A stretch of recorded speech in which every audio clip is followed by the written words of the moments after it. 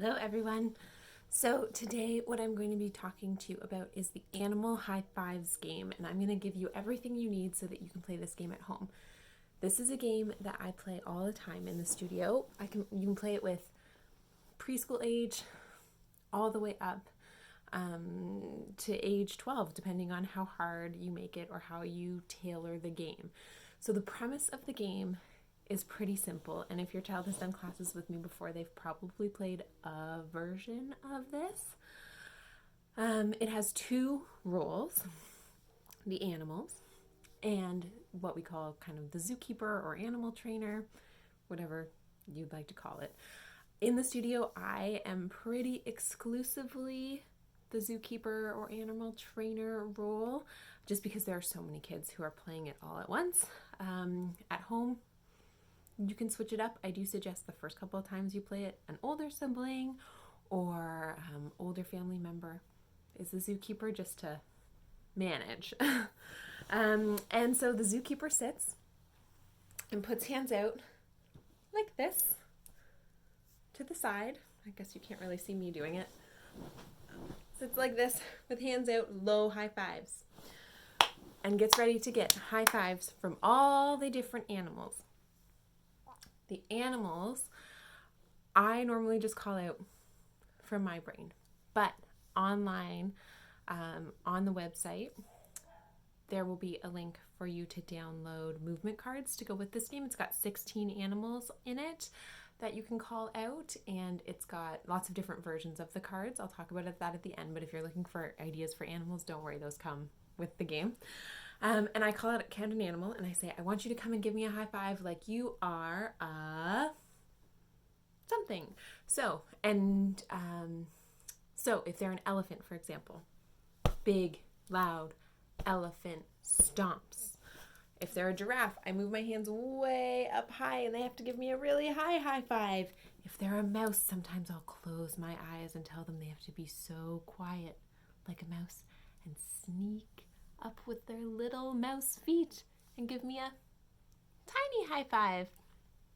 And it scares me with my eyes open. Some mice are quieter than others.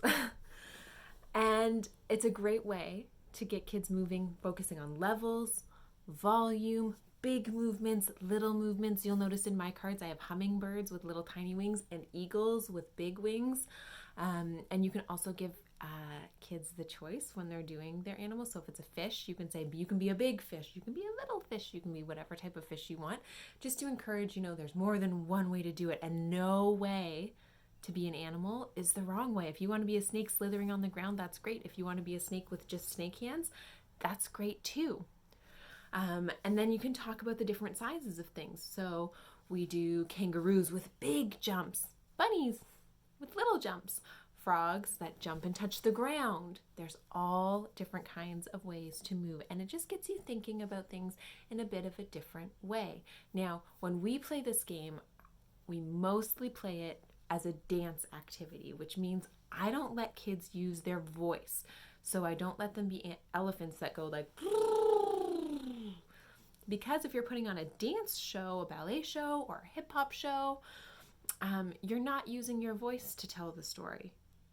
You're using your body, your actions to tell the story. I should be able to tell that you're a crocodile without any crocodile noises. I should be able to tell that you're being a kitty cat without hearing a kitty cat meow.